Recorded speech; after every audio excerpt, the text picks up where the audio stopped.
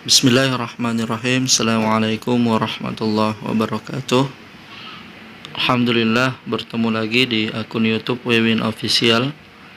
Pada kesempatan yang berbahagia ini kita akan membahas materi fikih, pembelajaran fikih pada bagian kafarah. Jadi pelajaran fikih kelas 11 pada bagian kafarah. Baik, teman-teman yang sama berbahagia, langsung saja pada pembahasan. Kita melihat pada layar di sini tertulis jelas tentang pengertian kafarah. Apa sih yang dimaksud dengan kafarah? Dalam kamus fikih, makna kafarah memiliki banyak arti. Di antaranya adalah kafarah bermakna sesuatu yang dapat menutupi dari perbuatan dosa. Ya, contohnya bersedekah, berpuasa, dan lain-lain.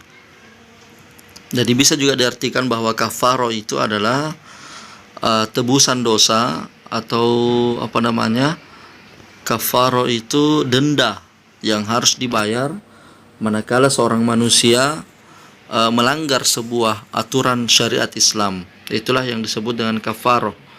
Untuk lebih jelasnya kita perhatikan pada layar. Wahbah Suhaili menyebutkan bahwa kafarah itu terbagi menjadi 4 bagian. Ada yang disebut dengan kafarah sihar, kafarah pembunuhan, pembunuhan tidak sengaja, kafarah berhubungan intim pada hubungan suami istri pada siang hari pada bulan suci Ramadan, kemudian kafarah sumpah. Jadi kafarah itu artinya sanksi yang harus dibayar manakala manusia melanggar sebuah aturan atau syariat Islam. Ya, coba diperhatikan secara bahasa kafarah itu berasal dari kata kafarah yang artinya menutup. Kenapa kita membayar denda? Karena kita mau menghapuskan kesalahan kita, menutup kesalahan yang pernah kita lakukan. Perhatikan, menutup maksudnya adalah menutup dosa yang terjadi atau disebabkan oleh pelanggaran sumpah. Jadi tujuannya kafarah adalah menutup dosa atau menghapuskan dosa atas langgaran syariat Islam yang kita lakukan. Kita masuk pada pembahasan selanjutnya, macam-macam kafarah. Jadi sudah dijelaskan tadi macam-macam kafarah. Perhatikan, berikut ini macam-macam kafarah. Yang pertama, kafarah yang berhubungan dengan pembunuhan. Jadi manakala kita melakukan pembunuhan, kadang kita kena denda atau yang disebut dengan kafarah. Perhatikan pada layar. Agama Islam sangat melindungi jiwa setiap manusia. Darah tidak boleh ditumpahkan tanpa sebab-sebab yang dilegalkan oleh syariat Islam. Artinya tidak boleh asal membunuh. Tidak boleh membunuh seseorang tanpa ada uzur yang membolehkan. Jadi Islam itu sangat menjaga kesucian jiwa sesama manusia. Seseorang yang membunuh orang lain selain dihadapkan pada salah satu dari 2 pilihan, yaitu kisos atau membayar diat, dia juga diwajibkan membayar kafarah. Jadi kalau kita membunuh boleh jadi kita dikisos, kalau tidak ya kita didiat atau sekalian langsung dengan kafarah. Kafarah bagi pembunuh adalah memerdekakan budak muslim. Jadi denda yang harus dibayar bagi seorang pembunuh adalah memerdekakan budak muslim. Jadi budak muslim kita merdekakan. Jika ia tidak mampu melakukan, maka pilihan selanjutnya adalah berpuasa 2 bulan berturut-turut. Jadi denda yang harus kita bayar manakala kita membunuh seorang manusia yang tak ada uzur yang membolehkannya, maka kafarah yang harus kita lakukan adalah berpuasa pada bulan suci Ramadan. Bukannya berpuasa 2 bulan berturut-turut selain daripada bulan suci Ramadan, ya. Maaf tadi ada kesalahan kata. Kemudian kafarah sihar. Zihar adalah perkataan seorang suami kepada istrinya. Misalnya dia mengatakan, kau bagaikan punggung ibuku.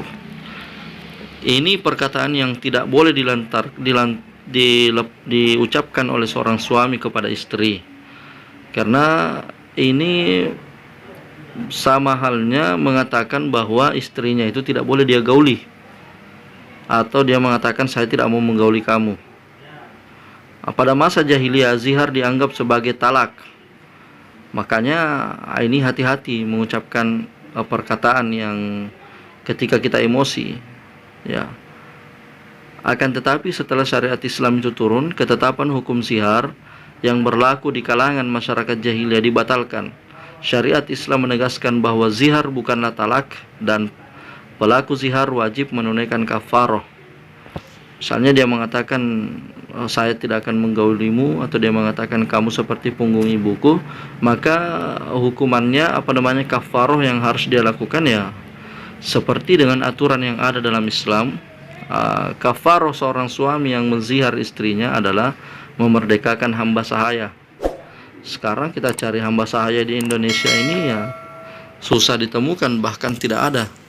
Kalau tidak bisa memerdekakan hamba sahaya, maka pilihan selanjutnya adalah yaitu berpuasa 2 bulan berturut-turut, sama dengan tadi pembunuhan. Dan jika ia masih juga tidak mampu melakukannya, maka ia mengambil pilihan ketiga, memberikan makan 60 orang fakir miskin. Ya, karena kalau tidak melaksanakan kafaroh, kita berdosa. Maka berilah makan kepada 60 orang fakir miskin. Kemudian selanjutnya adalah kafaroh, melakukan hubungan biologis di siang hari pada bulan suci Ramadan. Ya, meskipun kepada istri, karena pada bulan suci Ramadan itu tidak boleh melakukan hubungan intim atau hubungan suami istri pada saat siang hari. Tapi kalau malam hari ya boleh-boleh saja, selama sudah melakukan berbuka puasa. Tapi kalau siang hari tidak boleh. Manakala ada yang melakukan itu dengan sengaja, maka dia akan kena kafaroh. Ya, apa kafarohnya orang yang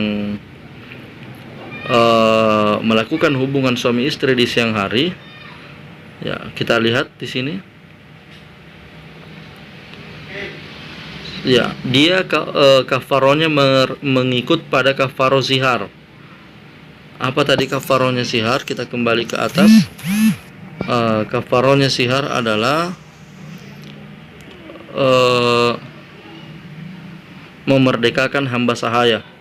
Ya, kalau tidak bisa, maka ia berada pada pilihan selanjutnya, yaitu berpuasa 2 bulan berturut-turut. Kalau tidak bisa, maka dia harus memberikan makan kepada fakir miskin sebanyak 60 orang. Nah, itu ya. Selanjutnya kafaroh karena melanggar sumpah. Hati-hati bersumpah dan berjanji. Bisa kita kena kafaroh. Bagi orang yang bersumpah atas nama Allah kemudian ia melanggar, maka kafarohnya adalah memberikan makan 10 fakir miskin, atau memberi pakaian kepada mereka, bersedekah maksudnya kepada orang-orang miskin, atau memberi makan sekalian 10 orang, atau memerdekakan budak. Jika ketiga hal tersebut tak mampu dilakukan, maka diwajibkan baginya berpuasa 3 hari berturut-turut. Ya, kalau pernah melanggar janji, maka laksanakan ini supaya dosanya bisa diampuni oleh Allah. Kemudian selanjutnya adalah kafaroh membunuh binatang buruan pada saat berihram. Kafaroh jenis ini adalah mengganti binatang ternak yang seimbang, atau memberi makan orang miskin, atau berpuasa. Aturan kafaroh ini adalah jelaskan dalam surah Al-Maidah ayat 95. Jadi untuk lebih jelasnya silakan buka surah Al-Maidah ayat 95. Apa hikmah diterapkan kafaroh dalam kehidupan ini? Yang pertama, manusia benar-benar menyesali perbuatan yang keliru. Artinya manusia itu semakin berhati-hati, karena manakala dia melanggar maka akan kena denda, akan kena kafaroh, akan kena hukum. Jadi dengan adanya kafaroh ini maka kita semakin berhati-hati dalam melakukan sesuatu. Kemudian menuntun manusia agar segera bertaubat, langsung mengingat kepada Allah. Sekira demikian tentang kafaroh. Semoga ada manfaatnya. Assalamualaikum warahmatullahi wabarakatuh.